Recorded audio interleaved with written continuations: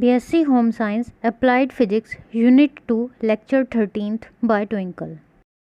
Hello student, आज हम unit second का पार्ट बी स्टार्ट करने जा रहे हैं। इसके अंदर आता है functioning, utility, maintenance of cooler.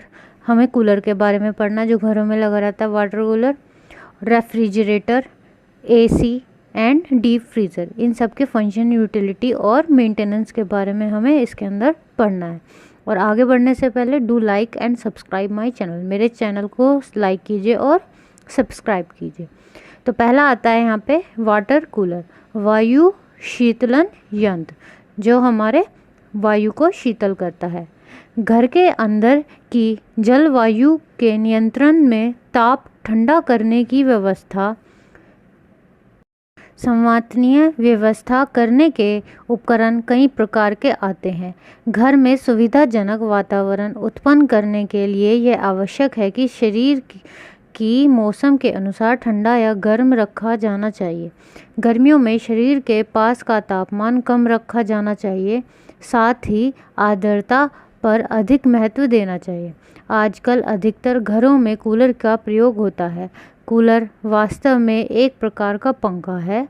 Cooler एक टीन या स्पाट का बना डिब्बा है जिसमें एक दीवार पर छेद कर छोटा पंखा लगा होता है। इसकी पंखुड़ियाँ छोटी व चौड़ी होती है, जो आपका कूलर की पंखुड़ियाँ होती हैं, ताकि वे अधिक से अधिक हवा अंदर कमरे में फेंक सके। कूलर में घास की या फिर जो खास आता है पदार्थ, उसकी टाटिया से कमरे को शीतल रखने की विधि वायु शीतलन यंत्र के अंतर्गत आती है। इसमें लगातार जो खास की टाटिया पर जल का छिड़काव होता रहता है और पंखे के चलने से हवा भी ठंडी या प्रभावित होती रहती है। जल के छिड़काव से हमारा जो छिड़काव होता है उससे पंखे के चलने में ठंडी हवा का अनुभव होता है। हमारा कूलर का चित्र है। ये देखिए, यहाँ पे फैन लगा होता है। ये फैन की पंखुड़ियाँ हैं, यहाँ से कूल ठंडी हवा बाहर निकलती रहती है, ठीक है। और ये यहाँ से हमारी जो गर्म हवाएं हैं वो आती है बाहर की तरफ से। ये पंप है जो हमारे किसी मोटर को चलाता है और जिससे हमारा ये पंखुड़ियाँ घूमती है। Pump to circular water through filter. और ये यहाँ पे फिल्टर लगा होता है, क्योंकि कुछ भी जो हवा के साथ कुछ भी और चीज़ें आएँ वो क्या हो जाए, फिल्टर आउट हो जाए, हट जाएँ। अब आता है वायु शीतलन यंत्र का सिद्धांत। घास की टाटिया पर हवा के जल के छिड़काव से उसमें आर्द्रता बनी रहती है, ठंडक बनी रहती है और ठंडी हवा प्राप्त होती है।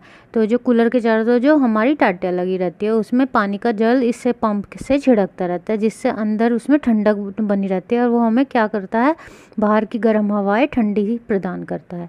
इसकी कार्यविधि, वायु शीतलन यंत्र में 3 तरफ घास की टाटी लगी होती है।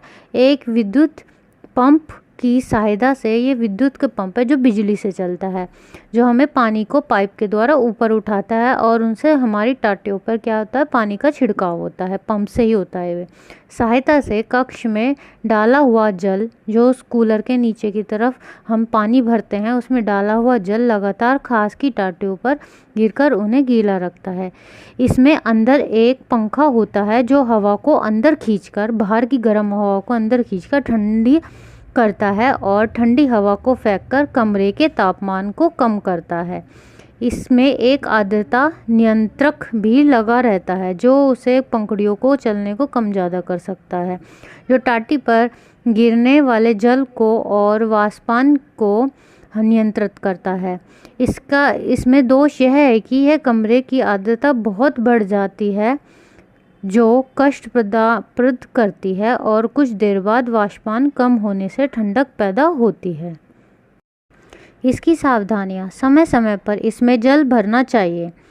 प्रति सप्ताह कूलर में पानी का बदलना चाहिए प्रति सप्ताह, और जमी हुई गंदगी को हटा देना चाहिए। जल भरते समय डोरी और प्लग को सॉकेट से निकाल कर रखना चाहिए। गर्मी की समाप्ति पर यंत्र को अच्छी तरह से सुखाकर रखना चाहिए तथा तेल लगाकर बंद कर देना चाहिए। टाटियाँ भी सुखाकर रखनी चाहिए।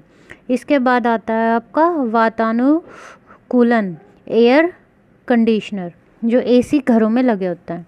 वातानुकूलन एक प्रकार का प्रशिक्षक होता है जहां प्रभावित वायु का शीतलन मुख्य उद्देश्य होता है। मानव विकास, आयु और कार्य क्षमता पर ऋतुओं का सीधा प्रभाव पड़ता है। प्रायः हम सोचते हैं कि हम ताप से अधिक प्रभावित होते हैं। यह पूर्ण सत्य नहीं है। वायुमंडल की आर्द्रता भी उतनी ही महत्वपूर्ण है।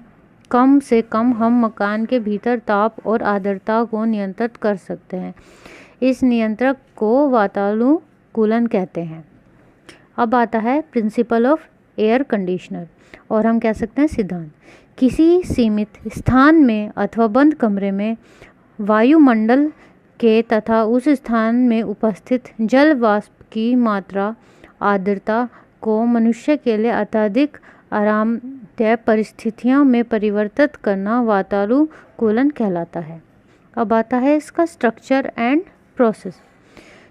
इसमें वाष्पाक की टेढ़ी मेढ़ी नलियां का एक जाल होता है। ठीक है, इस प्रकार एक अधिक क्षेत्रफल का पृष्ठ शीतल होता है। पंखे द्वारा इसी में होकर वायु को प्रभावित किया जाता है। तो जो पंप होता है इसमें टेढ़ी मेढ़ी नलियाँ होती हैं, उसमें क्या होता है, अधिक से अधिक हम शीतल उसी नलियों में हम क्या करते हैं, ठंडक पहुंचाते हैं। पंखे द्वारा इसी को होकर वायु को प्रभावित किया जाता है।